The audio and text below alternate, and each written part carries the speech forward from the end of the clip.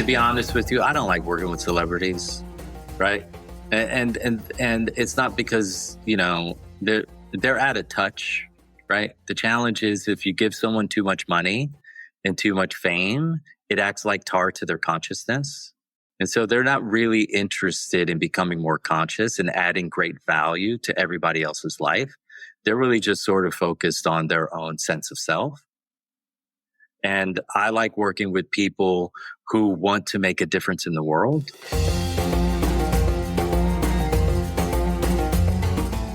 Hi friends, this is Read and Write with Natasha podcast. My name is Natasha Tynes and I'm an author and a journalist. In this channel, I talk about the writing life, review books, and interview authors. Hope you enjoy the journey. Hi everyone, and welcome to another episode of Read and Write with Natasha. I have with me today author Christopher Lee Maher, who's a former Navy SEAL turned wellness expert who transformed the intense stress of his early life and military service into a powerful healing mission. Drawing from years of personal experience, study, and deep self-work, Christopher developed True Body Intelligence, a holistic system designed to bring lasting freedom and balance to the mind, body, and spirit. In his book, Free for Life, A Navy SEAL's Path to Inner Freedom and Outer Peace, Christopher shares this groundbreaking approach. All right, Christopher, so nice to meet you, and thank you for joining me today on the podcast. And thank you for your service. Being a Navy SEAL is not for the faint of heart.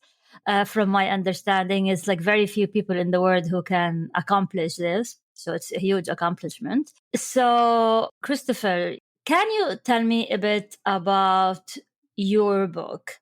And what do people benefit from reading the life of and the philosophy of U.S. Navy SEAL? Yeah, I think what I say about my book, it's an interesting question. When you look at the philosophy, you're going to get into that in the second phase of the book.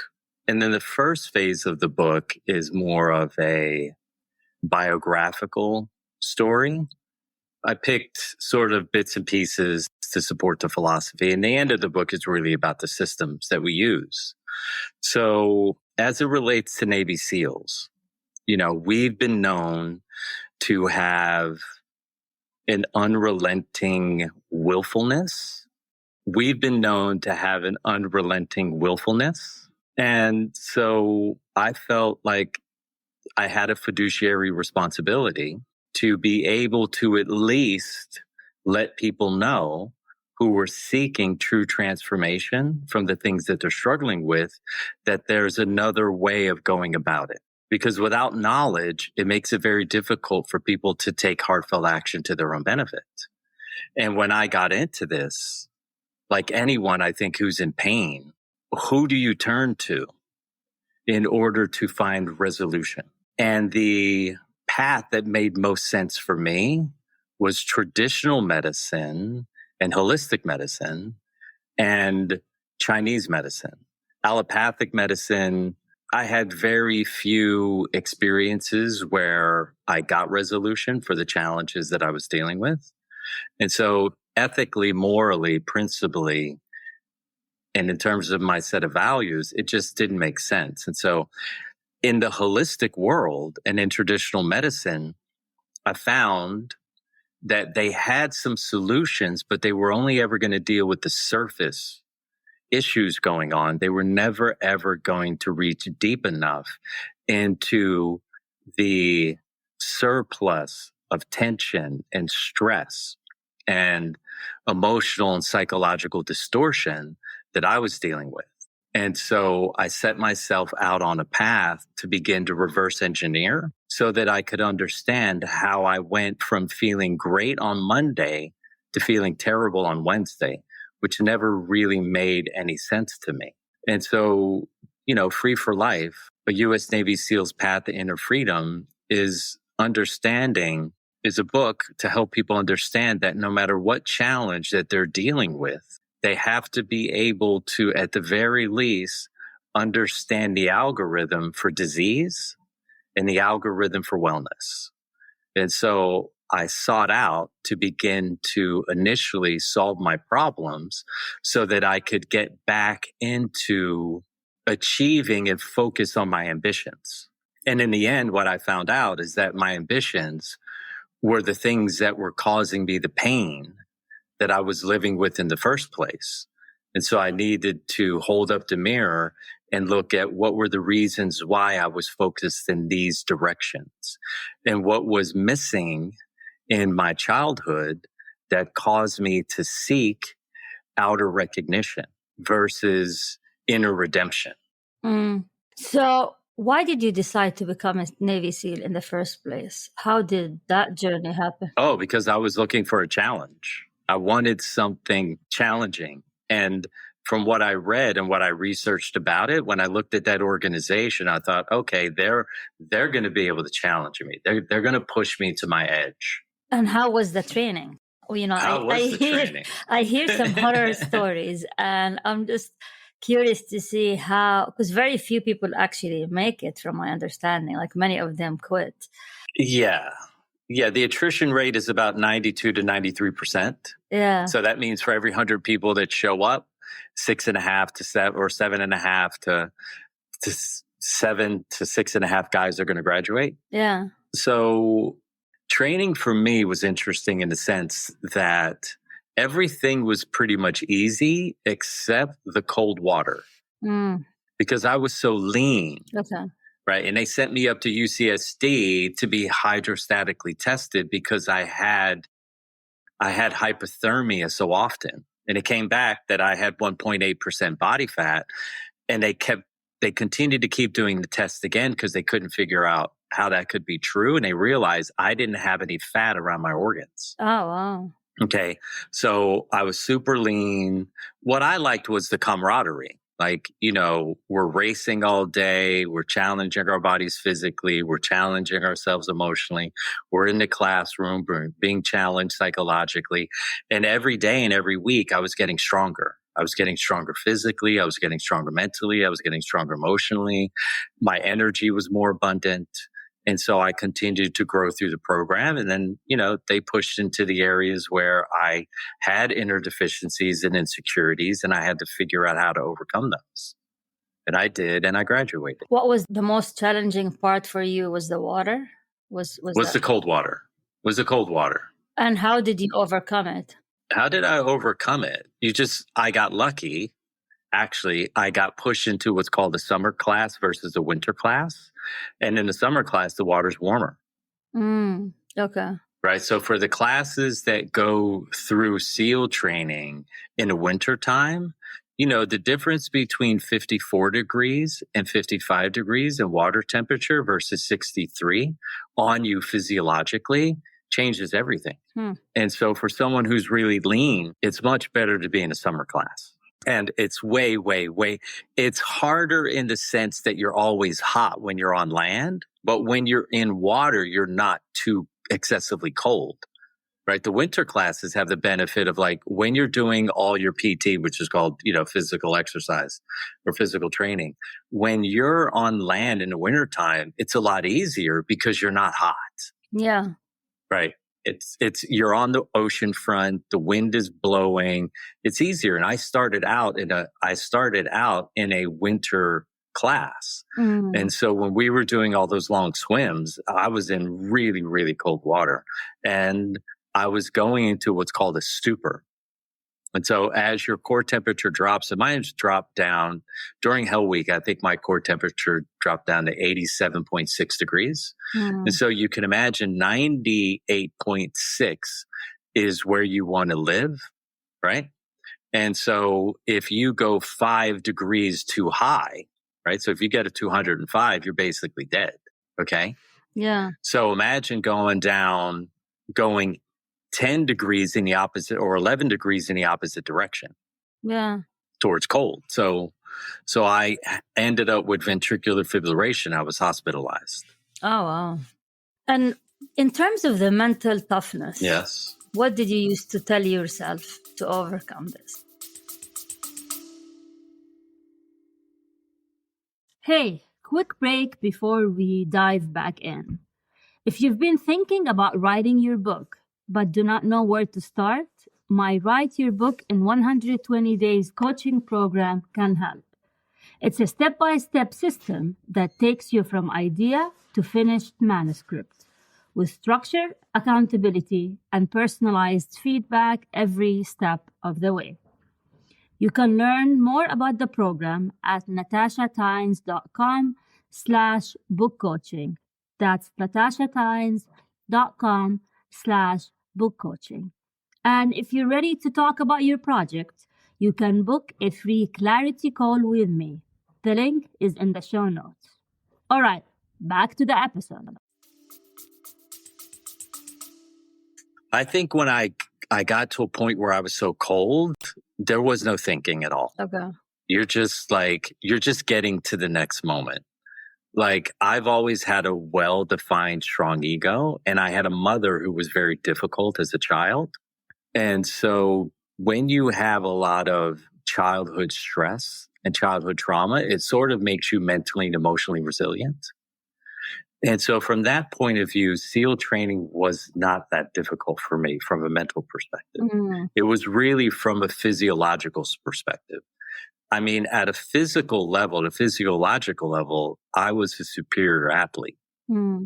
So digging down deep and working hard, I didn't mind any of that. It was literally the cold that made the biggest difference for me.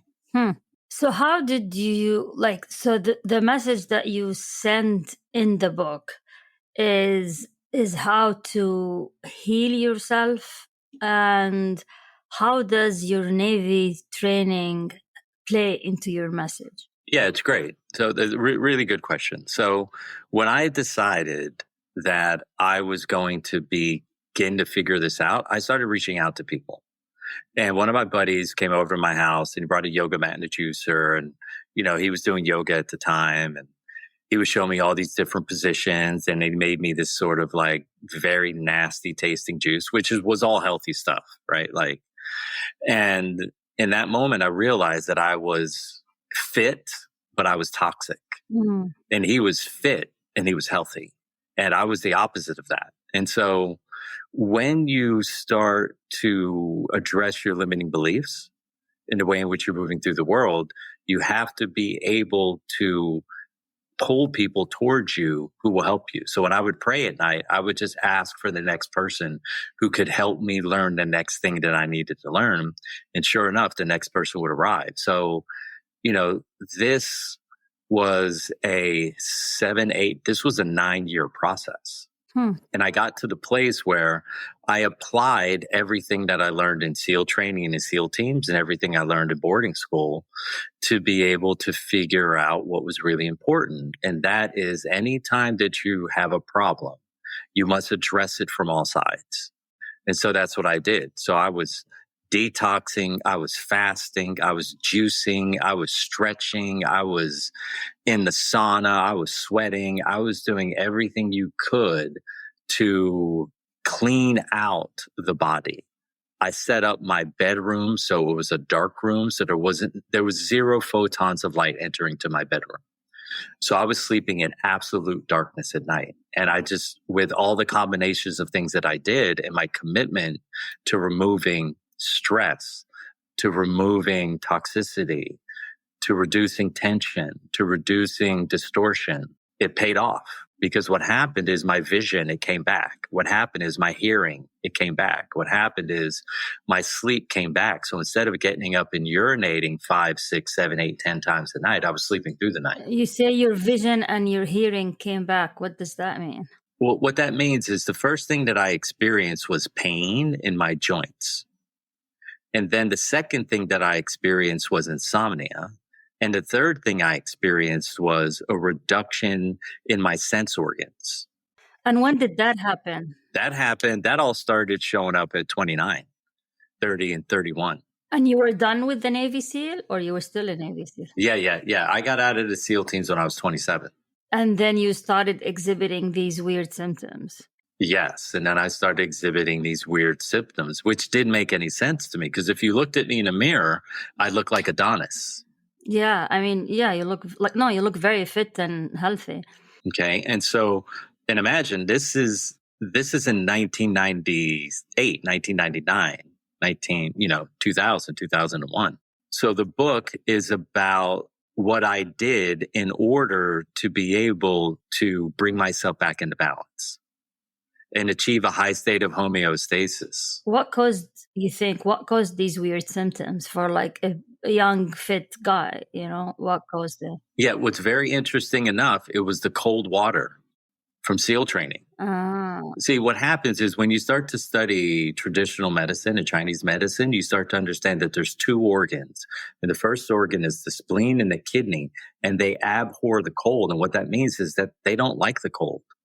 And so when you have too much cold in your kidneys, they get into what's called an excessive contractive state. And you put too much cold in your spleen, and your spleen gets into an excessive contractive state. And so the muscles that were extremely short in my body were the iliacus and my medial hamstrings. And so they were causing me a lot of structural issues, but they were also causing me a lot of physiological issues, because you can only put the body in extreme situations every so often. And if you put it in too often, guess what's going to happen? It's going to cause some serious problems. Like when you look at someone who's really well, they have a great balance between cool and warm going on in their body. But when you deal with hot or cold or freezing or boiling, then you're putting your body, in terms of your sense organ and your physiology, in a very extreme state of function. And I spent all that time in cold water, but I never spent any time in hot water. And so I never balanced out all the cold water that went into my body. And we're talking about thousands of hours, thousands of hours. And sometimes we would be in the ocean for 3 and 4 hours at a time. And why didn't you seek traditional medicine for your ailments? Yeah, because when I was going through SEAL training, all the pain that I had in my body, all they would give me was Motrin, which was basically a numbing agent, and it caused me a lot of stomach issues. And so I didn't have a whole lot of faith. And all of the vaccines that I was getting when I was in the military, they were causing me like a lot of problems. I was like stuffy and sick all the time. And the second I got out of the military and I stopped doing any of that, I wasn't taking Motrin anymore, I wasn't getting any more vaccines in my body, I never ever was sick again. And so I decided to just go cold turkey and let my body deal with things. And I remember as a child, whenever I was getting too hot, if I laid on a cold floor, I always felt better.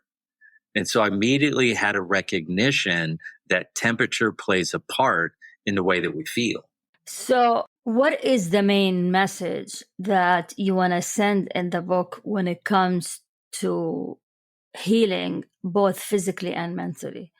What is your main mission statement? Yeah, the main mission statement is whatever's in your body is in your life. Okay. And what that means is all the excessive tension and stress and distortion that you've collected over your lifetime is going to eventually put you in a state of dis-ease or a state of disease, whether you're allopathically focused or holistically, traditionally focused. And if you want to get into wellness, you have to reduce your tension in your muscles and your fascia, your stress in your nervous system, and your exhaustion in your brain and your body. And if you can systematically begin to reduce the excessive stress, tension, distortion, and toxicity, you can move into a high state of homeostasis really quickly. And what is the blueprint for achieving that? The blueprint of achieving that is there's a system that I call Bestersize. Okay. And Bestersize stands for bioenergetic self-transformational sequences. What that means is you're getting into different positions. And while you're in a position, you're utilizing 3 forms of contraction, isometric, concentric, and eccentric contractions, in order to strengthen, to recruit, and to stretch the muscles and the fascia in your body so that you can lengthen and allow the body to come back to a natural state of function. Because what's very interesting is when your mind is stressed, your nervous system and your body's stressed. When your body's stressed, your nervous system and your mind are stressed. And so what you do to one affects the other. And so the fastest way to reduce fear and mental anxiety and anger and self-righteousness is to go into the body and to reduce the excessive amount of tension and stress. So when you look at psychological and emotional distortion, if you look at anxiety, you would call that emotional distortion, right? If you look at fear, you would call that psychological distortion. So what is in between distortion and stress? Well, there's tension. Well, guess what happens? If you reduce the tension, you automatically reduce and eliminate the distortion, and you automatically reduce and eliminate the stress. And so it's very simple. When you see any animal in the wild get up from laying down for long periods of time, what's the first thing that they do? They contract their muscles and they lengthen their muscles simultaneously, and then they go about their day. Humans very rarely do that. They're sitting in positions for long periods of time, same position that you and I are sitting in. You know, I might be in this position 4 or 5 hours a day, but at some point in the day, I'm going to go into my healing room, the healing lab, and I'm going to start taking the tension and stress that I put in my body that day. And if I don't do that, that tension and that stress from today is going to make its way into Friday. And if I don't do that on Friday, Thursday and Friday's tension and stress is going to make it into Saturday. And then eventually that accumulation of stress is going to be what you term your lifetime accumulated stress load. And that stress load will eventually cause you a high state of dis-ease, whether it's a headache, whether it's menstrual cramps, whether it's a poor night's sleep, whether it's backache, neck ache, hip ache, knee pain, shoulder pain. It's going to catch up to you.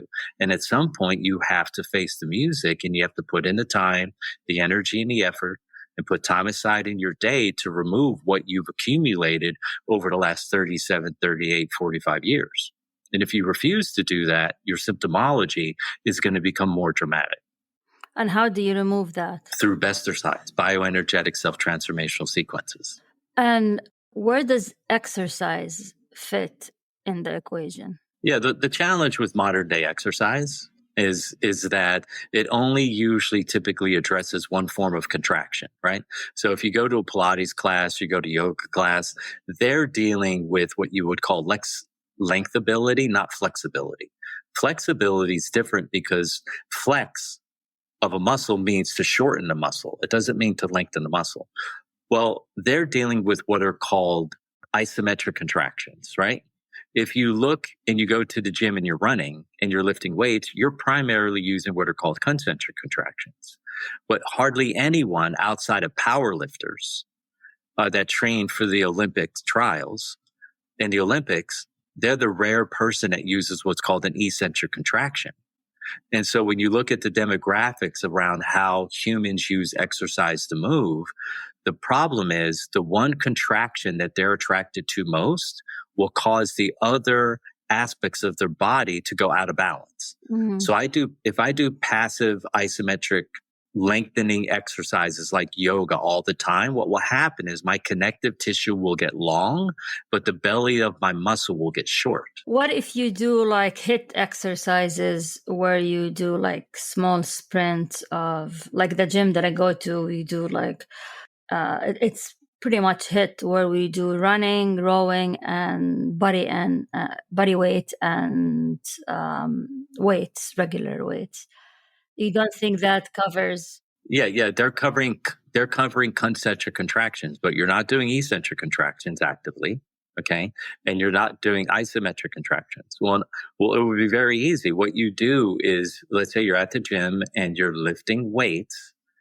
When you let the weight back down, you make sure you're adding 30 to 50% more weight because the eccentric contraction is 30 to 50% stronger. What that means is, as a contextual example, is if I can lift 100 pounds one time, I can lower 150 pounds with the same level of ease. Yeah. Okay. So let's say you're at, so now you've got a tire that you're lifting up at your HIIT class or let's say you're squatting. Okay. Okay. So during your squat, during the lowering phase, you would have to lower 150 pounds. On the lifting phase, you would lift 100 pounds. Okay. Sure. Yeah. But what happens is people don't do that. Mm. They lift, they lower and lift the same weight. And so that means you're only affecting the body concentrically. Mm-hmm. You need the eccentric contractions to stretch and lengthen the muscles. I see. And when they stretch and they lengthen, they remove the stress that you've accumulated over that day. And so you have, let's say there's 3 pieces to this pie, you're only focused on one of them. I see. Well, if you only focus on one of those pieces of pie, what's going to happen to the other 2? They're going to become distorted. And so now you become concentrically strong, but isometrically and eccentrically weak. And so what do you do day to day? I know you're an author, but like, are you like a wellness consultant, or how do you? Yeah. I'm a wellness one-on-one consultant.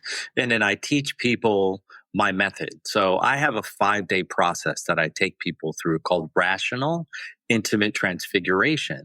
And I radically change their reality. Because through the systems that I've been developing for the last 25 years, I have the ability to help them transcend 50% of the stress and tension and distortion they've accumulated over their lifetime within 5 days. So imagine what that would do to you. And where do you find the people? Where do you find the clients? Do you go to like the gym? I don't find anyone. They find you? I don't find anyone. They find me. How? How? Online or? I don't even know how, and I never ask. I just get an email or a text that says, "Hey, my name is Susan. I heard about you, and I'm dealing with this, and this. I read your book, and we have a phone call." And I say, "Yeah." And you do it online via Zoom, the training? No, I do everything in person. So you go to what if they're like in a different state, or? They have to fly to me. Where are you based? I'm in Los Angeles. So do you work with celebrities? Yeah, I did. But to be honest with you, I don't like working with celebrities. Okay. Right. And it's not because, they're out of touch. Right. The challenge is if you give someone too much money and too much fame, it acts like tar to their consciousness. And so they're not really interested in becoming more conscious and adding great value to everybody else's life. They're really just sort of focused on their own sense of self. And I like working with people who want to make a difference in the world, not just for themselves. Because let's say I work on 75 people a year, right? Say I work with 75 people a year. I work with 100 people a year. And I'm going to work for another 20 years, right? That's not very many people that I can affect. So I want to make sure that I'm working with people that we share a similar ethic and we have the same value system. But LA is a great place for that. No, I mean, it's a big wellness, and there's a lot of like wellness awareness in LA. So, I mean, you're like at a very strategic location. But most of my people that I see, they don't live in Los Angeles. They fly to you? Yeah. Almost everybody flies from somewhere in Europe, somewhere in South America, or somewhere here in the US. I hardly ever work with someone in Los Angeles. It's very, very rare. You don't fly to them? If they have the resources, sure. And are there people who criticize your method? You mean people I've worked with that didn't get the result that they wanted? No, in general, or people online, commenting on your book or commenting on your program. And what are their objections? I think for people, it'd be very difficult a lot of time to accept the claims that I make. Yeah. About the work that I do, because to them, it would seem way too fantastical. But to be honest with you, in terms of transformation, I'm the world's foremost authority by far. By far. People don't understand the implicate order true transformation. And I do. I did the hard, deep work. I spent 100,000 hours, literally 100,000 hours focused on understanding the implicate order of true transformation. And that transformation is both a physical transformation and a mental transformation. Physical, mental, emotional, and spiritual. What I mean by that, when you look at the body, you have to understand it breaks down into 4 separate worlds. Physical, which means it's kinesthetic and instinctual, emotional, which means it is breath focused and feeling focused, spiritual, which means that it's energetic focused, and mental, which means that it's thought focused and behavioral focused. And so when you work with someone from True Body Intelligence, and we go through the rational intimate transfiguration process, we have to work with all parts of you. We have to work with you physically, mentally, emotionally, and spiritually if we're going to create instantaneous permanent change. And I can create instantaneous permanent change in any one of those worlds because I understand the implicate order of what's necessary in order to create long life lasting change. And the beautiful thing is I teach you then how to do it to yourself. So you're never relying on me, and we can have an interdependent relationship rather than the codependent dependent relationship you see, rather than the codependent dependent relationship that you see in the modern world between patients and practitioners. Okay, so I want to ask a bit about your publishing journey. How did you publish the book? Did you find a publisher or did you self-publish? I self-published. Okay, and why is that? Because I didn't want anyone telling me what I could say or couldn't say, what was acceptable and what was unacceptable. Okay, and how is the book selling? How's the book selling? I mean, what most authors sell less than, I think, 1,000 books, right? Yeah. And I think I've sold tens of thousands of books. How did you manage to do that? What was your marketing strategy? What was my marketing strategy? My marketing strategy initially was to reach out to all my friends and family and let them know that, hey, this is what I've completed. My second strategy was to help co-create a miracle every day in someone's life. And then my other strategy was I was going to podcast for 3 to 5 years straight, at least 50 to 100 podcasts a year, and share the information. And what was the thing that moved the needle the most in terms of book sales? To be honest with you, I don't even know, because I'm so focused on sharing. I think the thing that motivated me the most was I saw this video of Arnold Schwarzenegger. And he said, if you think that you've created something of value for humanity, you should shout off of the top of every mountain. And so my strategy is very simple. Each day that I have an opportunity to be in front of someone, I share with them and I try to motivate them to take better care of themselves. And I think that over time, you start seeping deeper into the culture. And then people tell someone who told someone who told someone who told someone, and you just start to spread out slowly. And for me, I'm going to be doing this for the next, foreseeable future, right? So I know what my passion is. I know what my purpose is. I'm 25 years in, and I'm going to be doing this for at least the next 5 years. And I just think slow and steady wins the race. Yeah. Do you have any plans for more books? I will be producing some more books. Like I've written 7 workbooks. I'll be writing my 8th workbook soon. And those are just for my practitioners. So my practitioners are people who I teach the True Body Intelligence methods to. So how does your day-to-day look like? What does my day look like? It looks like I wake up and I hit the sauna. I have the infrared dry sauna, and then, I meditate for at least 20 minutes to 30 minutes to 40 minutes every day. Okay. I hit my sauna for at least 20 to 30 minutes. I do my best exercises for 15 to 20 minutes each day.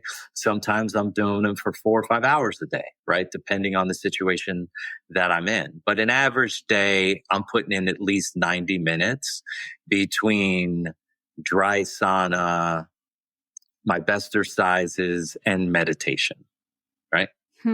And then I spend the rest of my time either podcasting, focused on sports, which my team is the Philadelphia Eagles, go Birds. And then I spend the rest of that time helping other people. So by podcasting, you appear on other people's podcasts, or do you run your own podcast? Yeah, I appear on other people's podcasts, and I did my own podcast. I did 20 episodes to explain the implicate order of true transformational experience. Because I felt like even if I die, someone comes along and finds those podcasts and they follow them through, they'll be able to take notes and write down and understand what's the implicate order to true transformation. And I felt like that was a responsibility that I had to humanity. And so the next level podcasting that I'm going to do is when I invite people to come into Los Angeles and sit with me for a couple hours and we get into some interesting subject matter. Maybe Joe Rogan would invite you and you would guys be talking about your method. That would be something. Yeah, that would be great. And okay, let me think. So what does the future hold for you, Christopher? What does the future hold for me? The future holds for me greater opportunities to share my wisdom, to share my experiences, to share my love with those who are desiring to experience greater states of consciousness and emotional freedom. I love it. Any final words you'd like to say before you conclude? How can people get in touch with you, buy your book, if they want to hire you as well? How can they find you? Yeah, how they find me. The easiest way to find me is truebodyintelligence.com. So at least when you go there, you can start to get sort of like a cryptic understanding of the things that I do, because I'm so outside of the box of what normality is. There you can buy the book. That's super, super simple. And there I have a course called 8 Stepping Stones to Inner Freedom. If you really want to dig into your stuff and sort of shed it and move on at an energetic, psychological, emotional level. And then, I have music. I wrote an album called Heart and Soul. So I'm a musician. I think go to truebodyintelligence.com. If you want daily inspiration, you can punch my name into Instagram, Christopher Lee Maher, Maher, and, get a little inspiration 2 or 3 times a week. I will do that for sure. So Christopher, thank you very much for this very enlightening conversation. And there's a lot to learn from this. And for anybody who's watching or listening, please make sure to check out Christopher's book. And the name of the book again is Free for Life, Navy SEAL's Path to Inner Freedom and Outer Peace. It's available on Amazon. And thank you for joining us for another episode of Read and Write with Natasha. And until we meet again. Thank you for tuning in to Read and Write with Natasha. I'm your host, Natasha Tynes. If today's episode inspired you in any way, please take the time to review the podcast. Remember to subscribe and share this podcast with fellow book lovers. Until next time, happy reading, happy writing.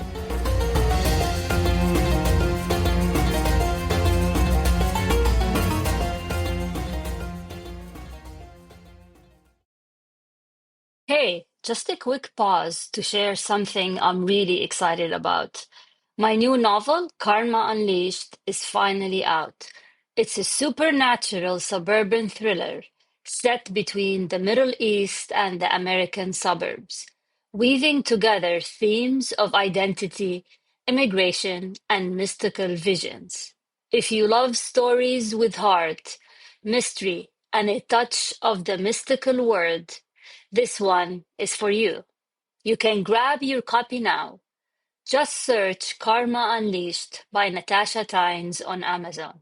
And of course, the link is in the show notes. Thanks for supporting indie authors like me. All right, back to the show.